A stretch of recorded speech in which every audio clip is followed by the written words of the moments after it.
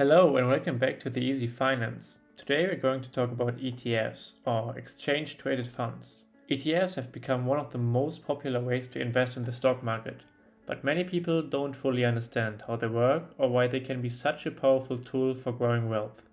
By the end of this video you will know exactly what ETFs are, how they work, the different types, the advantages and disadvantages, and how to choose the right one for your portfolio. So, let's get started.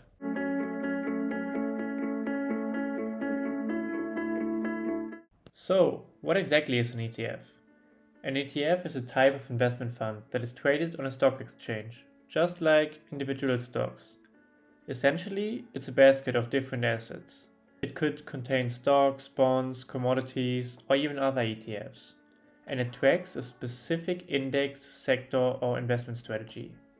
Think of it like a fruit smoothie. Instead of buying individual fruits, you buy a blended mix. If one fruit goes bad, the others still provide value, and you enjoy the overall benefit of the mix. ETFs are designed to make investing simpler, more flexible, and more cost-effective than buying individual assets one by one. Here's how ETFs actually work. When you buy shares of an ETF, you're buying a small piece of the overall fund. The ETF itself is designed to track the performance of an underlying index or asset, like the S&P 500, a technology sector index, or a commodity like gold. ETF prices fluctuate throughout the trading day, just like regular stocks, based on supply and demand. This means you can buy and sell ETFs at any time during market hours, which is different from mutual funds that are priced only once per day.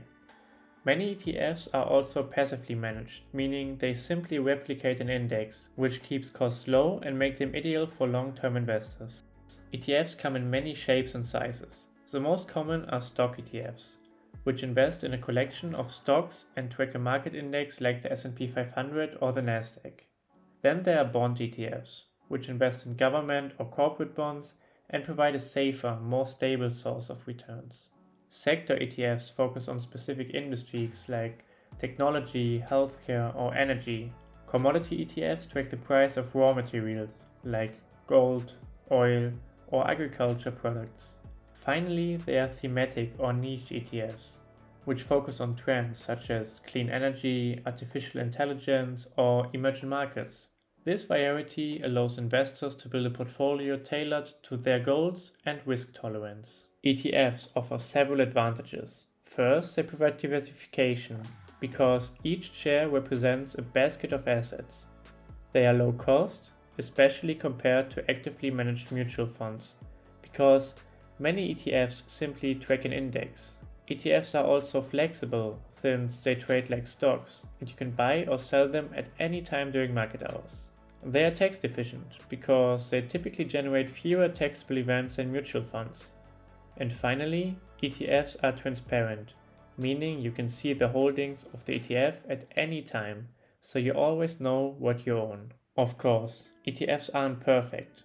While they are generally low cost, there are still trading fees when buying or selling, which can add up if you trade frequently.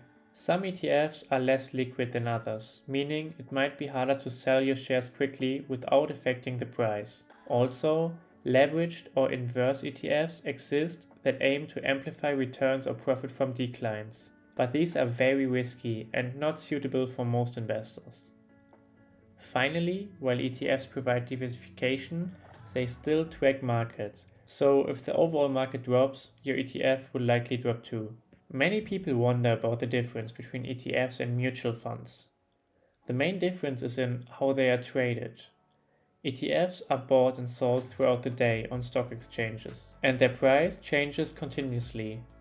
Mutual funds are priced only once per day, based on their net asset value, and are usually purchased directly from the fund company. ETFs tend to be cheaper and more flexible, while mutual funds can be better for automatic investment plans and hands-off investing. Both provide diversification, but ETFs are often preferred by investors who want more control and lower cost. When choosing an ETF, consider your investment goal and risk tolerance first. Look at the index or asset it tracks and make sure they match your strategy. Always check the expense ratio, which is the annual fee charged by the fund, because lower fees mean higher net returns. Consider the liquidity of the ETF, which affects how easily you can buy or sell shares. And finally, pay attention to the tracking error, which tells you how closely the ETF follows its index. A lower tracking error means the ETF is more accurately representing its benchmark. Investors sometimes make mistakes with ETFs. Some chase short-term returns instead of focusing on long-term goals. Others trade too frequently, which can increase the costs. Many buy niche or leveraged ETFs without fully understanding the risk of them. And finally, some neglect to diversify properly, thinking one ETF is enough for a complete portfolio. Avoid these mistakes is crucial for maximizing the benefit of ETFs. Let's look at an example. Imagine you invest $1,000 in an S&P 500 ETF every year for 10 years, assuming an average annual return of 8%. Over time, your consistent contributions and compounding growth could turn that $10,000 into around $14,000. This shows how even small regular investments in ETFs can grow significantly over time without the need to pick individual stocks. To sum up, ETFs are flexible, low-cost, and transparent investment tools that provide diversification and long-term growth potential.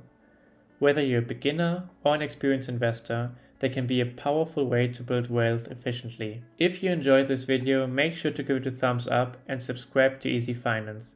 I'd love to hear from you in the comments which type of ETF would you start investing in first. So, see you in the next video. Bye bye!